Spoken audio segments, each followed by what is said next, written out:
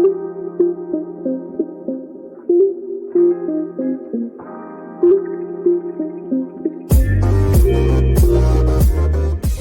to the Roy Rundown, a podcast designed to share insights and secrets from top experts in the college sports landscape, guiding you along your own path to success. Join us in real time as we build Roy, dive into the latest NIL trends, and uncover stories from the movers and shakers in the sports business space. You'll hear from an all-star lineup of guests, including athletes, coaches, agents, fans, athletic administrators, and more. Whether you're a student athlete, passionate fan, or anyone in between, this is your go-to resource for leveling up in the new age of college sports.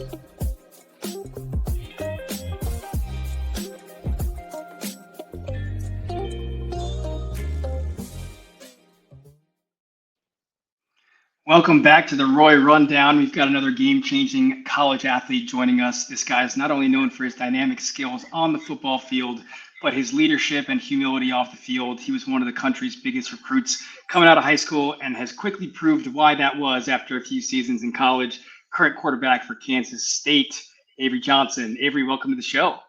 Thanks for having me. Of course, we're excited to dive into all things of your career and recruiting and NIL. So I'll give you the stage here first. A lot of people know about your football career, obviously, where you're at now, but I like to bring it back to like your upbringing. So, if you want to share with the audience, maybe a little bit about your upbringing. I know you're really close to your family. You got a special family. So talk about that and talk about where football entered your life. Yeah. Football, entered my life at a young age, and that just kind of leads into what you kind of said about my family. Really, close, tight-knit family. I'm the youngest of three. My older brother and older sister. Me and my sister were really close growing up. But my brother was always somebody, I looked up to and always wanted to be like, and he's somebody still today. Like if I have anything, I like or whatever, I have to run it by him to make sure he likes it too, to make sure, it's cool like that. So me and my sister were best friends growing up, and my family, my parents have always been there for me, raised me really well. And, football was just kind of something I've always been around. My dad was a coach to my older brother, and I would always be at their practices. I was always running around, that little kid, always, you couldn't, he was always at the ballpark. He was always on the field. You couldn't ever get rid of him. So started playing football at a young age, first grade, played up in second grade. And then, the rest is kind of history. I never put the ball down, and, I've always had dreams and aspirations of playing Division I football. And ultimately my goal that I've had since a young age is to make it to the NFL and be an NFL quarterback.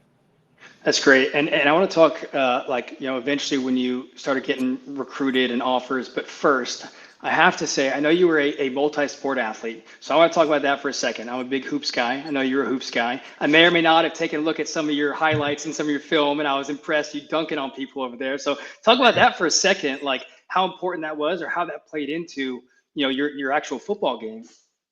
Yeah, I think all of them kind of translate to one another, and it's just like different body movements and stuff that kind of just happened natural for me on the football field that I did, on the diamond and on the court.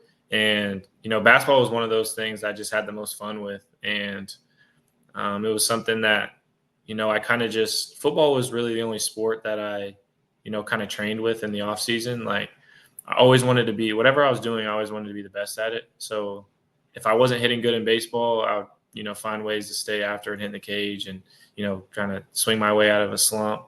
I would stay after basketball practice and shoot on the gun and stuff like that. But that was kind of the only like extra work I did when it come to those two different sports. Football was, just the one that, I always loved and always, knew that it was going to be the thing I did. But, basketball, I played it because it was fun, exciting. I loved, dunking, you playing above the rim.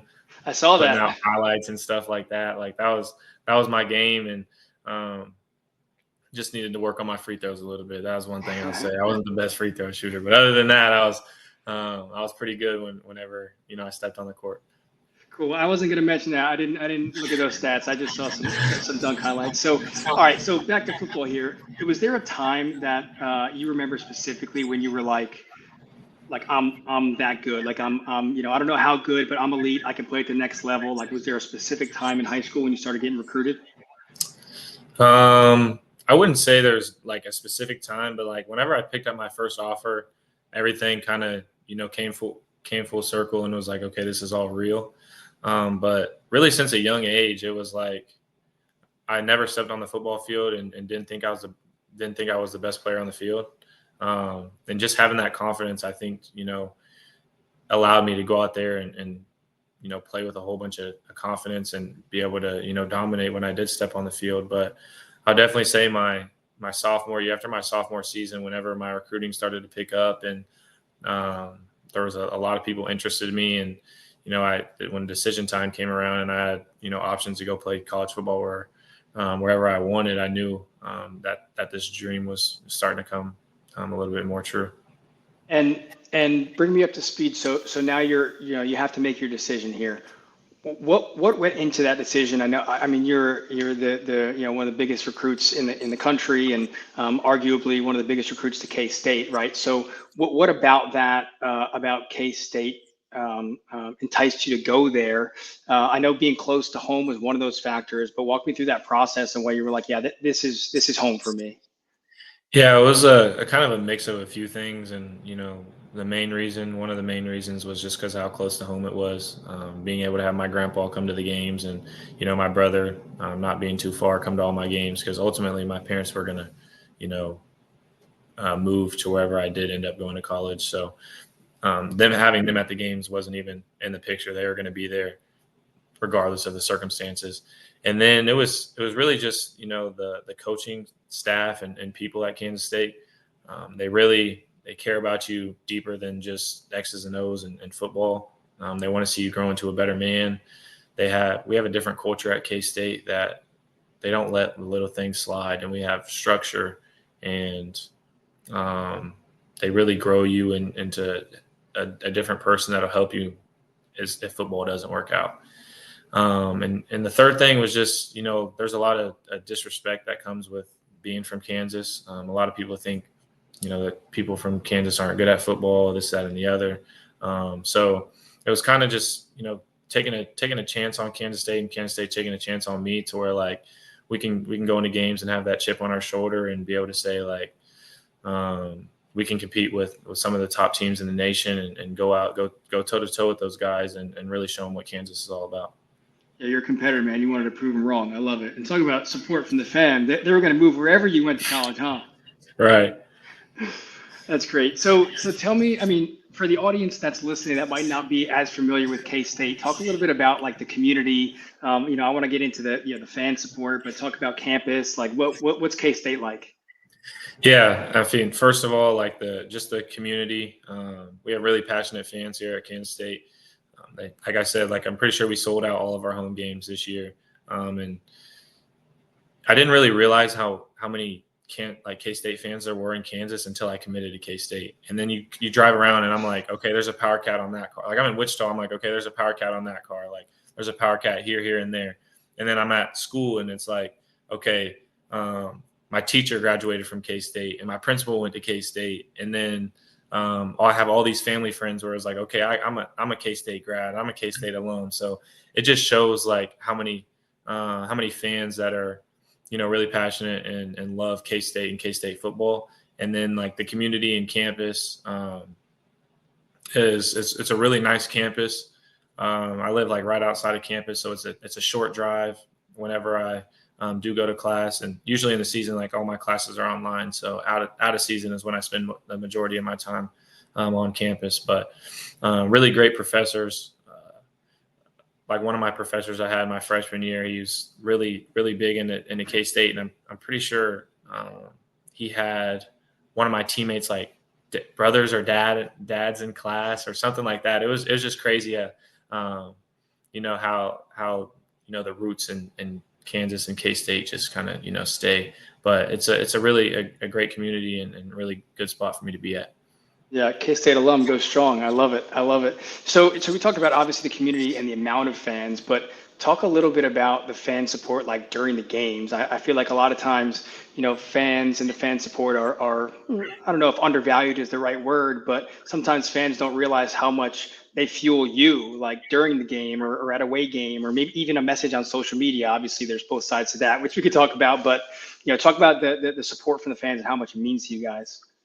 Yeah, just being able to like flip the momentum of a game, especially at a home game, um, being able to go into our stadium and know that we're going to have all those fans cheering for us. And I've been on the opposite end of it where you're at an away game and things aren't going your way, and it's just like so hard for you to flip the momentum back. So being able to have that play in our favor for home games and having the crowd erupt when we score or make a big play. It definitely gets the guys going and our competitive juices flowing on the sideline. And we just try to use all that energy and bottle it up and use it for positive and just try to go out there and play our best. Of course. Was there a situation where you've ever been like completely taken off guard or humbled? Like I don't know, you're grabbing food somewhere and someone comes up to you and wants to take a picture and they're just a big K-State fan or a big Avery Johnson fan. Like if you have a story, feel free to share, but what does that mean to you? It happens all the time. I don't know if I would say every time I go out, that would probably happen. Every time I go in public. I don't go in public very often. I'll just put it like that. But whenever I am in public, I don't mind stopping and taking photos if people recognize me. Most of the time when I'm in public, I have my hoodie on. But a lot of people can recognize me by my face now. But I do really appreciate it because it just shows, that the people here do really care about me. And ultimately, if I started going in public and guys were asking for pictures or didn't recognize me or something like that, then I probably wouldn't have my job anymore. So I'm really thankful for the fans that we have here and really appreciative for those people. And don't ever want somebody to think they can't approach me if they see me in public, because I always stop and take a picture. It hurts me whenever I'm in public or something, or we're doing the catwalk or something like that, and we have to get going just because we're out of time and I can't sign everything or take pictures for everybody. Yeah, I like the way you phrased that. Celebrity status over there. I feel honored right now. I feel honored. So I want to talk about fans again in the scope of NIL in a second here, but real quick, just a little bit about obviously football, right? Your leadership role that you've stepped into. Just talk about what it means to you to be obviously the leader of the team and who everybody looks to run the show. Yeah, it was definitely hard at first because you don't really know everything that happens behind the scenes, and the coaches tell you like, this is your team, they hand the keys over to you, but you never really understand it until you kind of get thrown into the fire. And I had to learn how different players and different position groups and guys like that, how they take coaching, how they respond to coaching. And it's really just all about, building that trust with your guys and really getting to know your teammates. If you don't get to know your teammates and you don't get those guys to trust you with how you work and how you go about your business, then everything you say is going to either go in one ear and out the other, or they're going to take stuff the wrong way. So just continuing to grow in my leadership as the year went on, and starting to get in that position where I have to demand things from people, and step out and be more of a vocal leader, so that we can all hold each other accountable and get what we want out of the season. And I mean, when we step off the field with a win, then nobody's going to be complaining. Yeah, you mentioned that, essentially there's a lot of eyes on you and a lot of pressure, a lot of accountability, and you're under a microscope. And that kind of, I guess, leads to this next topic of NIL, because, there is a lot of expectation, and NIL has, obviously changed the game, right? And so I think we all know that college sports are fueled by passionate fans. And for the first time ever in the NIL era, players can now benefit from what they should have been benefiting from, for 100 years now. But the way that the system's currently set up, which is what started NIL, is that it favors corporate dollars and high end donors, which is fine. But it leaves out a big group, and we've talked a lot about them today, and that's the everyday fan. And now it gives them an opportunity to really make an impact, right? And so obviously, I guess, can you just talk about your experience with NIL, and then I know we're going to talk here about Roy and how Roy's a platform for these everyday fans to get included. But yeah, just your experience with NIL at first. Yeah, definitely. I feel like NIL benefits, college athletes in so many ways. And I feel like really like one of the biggest things, just being around a lot of people, from like all my roommates are from, nobody's from Kansas. I got a roommate from Florida, a roommate from Minnesota, a roommate from Texas. And the biggest thing like with their NIL money is if they get NIL money, they can maybe buy their family's flights to come to the games, or maybe get them a place to stay whenever they do travel to the games. And a lot of that stuff kind of goes unnoticed because there's a lot of stuff behind the scenes with NIL that, a lot of college kids aren't, definitely or aren't educated with. And that's like, taxes. A lot of people, you have to pay taxes on your NIL money. A lot of people just think that, we get our NIL money and spend it all on, flashy stuff and things like that. But it definitely benefited me in a whole bunch of different ways. Just being able to, whether that's help my family out in any way, traveling from games and things like that, just trying to benefit from it in the most ways as possible. And ultimately, if football was to not work out, I would be able to, maybe invest my money. I invest my NIL money to be able to get a kickstart on my life whenever football did end. Yeah, that's a powerful statement too. Is athletes have a small window of opportunity to maximize their NIL, and so that's what all athletes should be doing. And so I know we briefly talked about Roy, but when we talk about Roy and how Roy is the platform for fans to directly support specific athletes in particular, like what are some things that you like about the platform in relation to NIL that you think are powerful?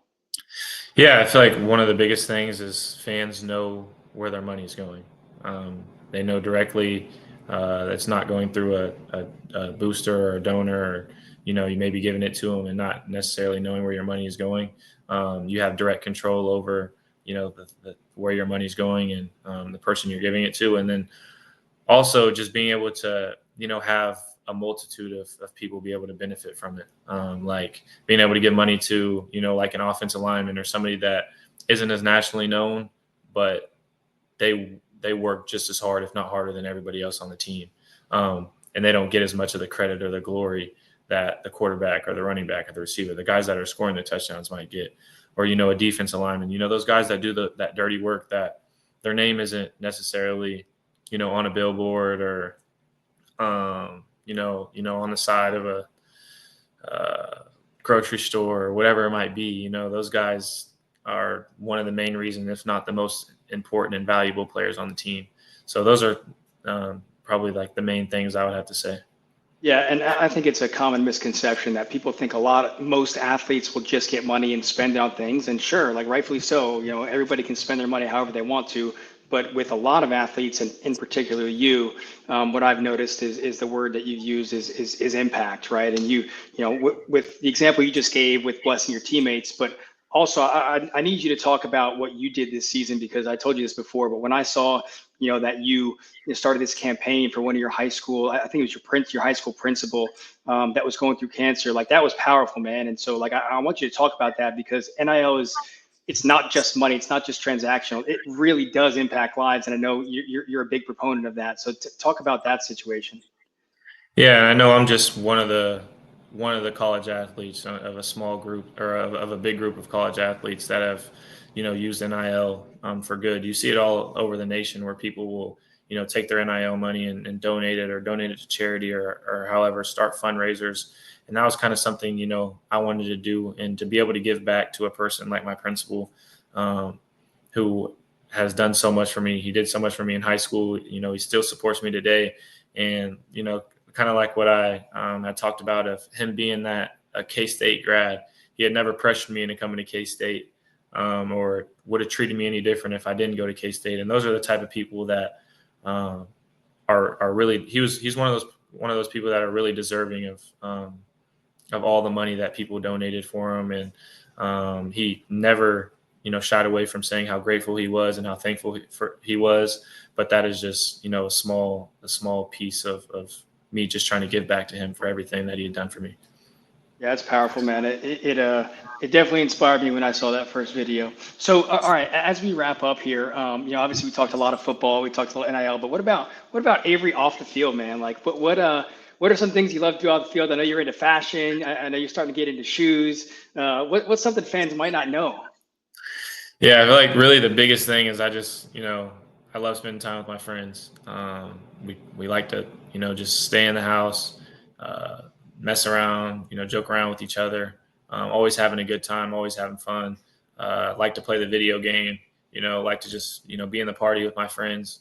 If we're playing NCAA, Call of Duty, like Fortnite's about to come back out, we're going to get on Fortnite. Just those conversations that you have with people from all over that you don't necessarily get a chance to see on an everyday basis. Definitely is just, a really great feeling. And then, yeah, I really love shoes. It's really my dad's fault, my brother's fault why I like shoes so much. Like, my dad always had a new pair of Jordans, and my brother always had some Jordans. So my dad would never get a pair of shoes without getting me a pair too. So he always would make sure, I was looking good, and we never could tell my mom. It was always our secret. We had to keep it a secret from my mom. So she would never find out, but definitely just trying to, find ways outside of football to have some fun, because it is a full-time job in college, and being able to get away from the game and have fun with your, your family and your friends are definitely, times I like to cherish. That's great. Back to family support, man. Pop's always making you look right. That's awesome. That's awesome. So if there's a listener that might be a younger athlete or in high school or middle school that wants to be where you are now, what's some advice you'd give them? I feel like it's kind of cliche, but it's just, man, you got to work for it. You can't cut corners. You can't go around the work. If you want it bad enough, you'll find ways to. You got to outwork everybody. You'll find ways to, wake up earlier and, get some extra reps, watch some extra film, whatever it might be. And then really just go out there, and you're just going to have to be different. You're going to have to sacrifice. It's going to take a lot of sacrifice if you want to get and be successful and get to where you want to be in life. You might have to miss out on, high school prom or homecoming or, whatever it might be, if this is really your dream and really something that you want in life. You're just gonna have to go out there and get it, and don't be afraid to be different. That's great advice. All right. Well, I promise this is the last thing I got for you. It's called the Roy Rundown Rapid Fire. I'm going to shoot you with some questions. First thing that comes to your mind. All right. All right. All right. What's your favorite color? Red. If you had to play a sport, I think I know the answer to this. If you had to play a sport other than yours right now, what would it be? Basketball. That's right. I love it. If you could have a dream NIL deal, what's one of the first companies that pops into your head? Head and Shoulders. There you go. The funniest person on your team? Jace Brown. If you could trade places with anyone in the world and live one full year in their shoes, who would that be? LeBron. What is one of your biggest strengths? Leadership. Who is one of the first people to really believe in you? My parents. What's one of your biggest fears? Spiders. And last one here. What's one piece of advice that you would give your younger self if you went back in time? Say just keep going, man. Stay true to who you are. Continue to work. Keep your head down, and your dreams will all come true soon. That's awesome, man. Well, I appreciate you taking the time. I know you got a busy schedule. Thanks for coming on the podcast. You got a lot of fans over here at Roy, man. We've been impressed with obviously on the field, but everything that you're doing off the field from a leadership standpoint, giving back to the community. It's been fun to watch. I know you got a lot of success coming your way. So appreciate you taking the time. Thank you. Thanks for having me.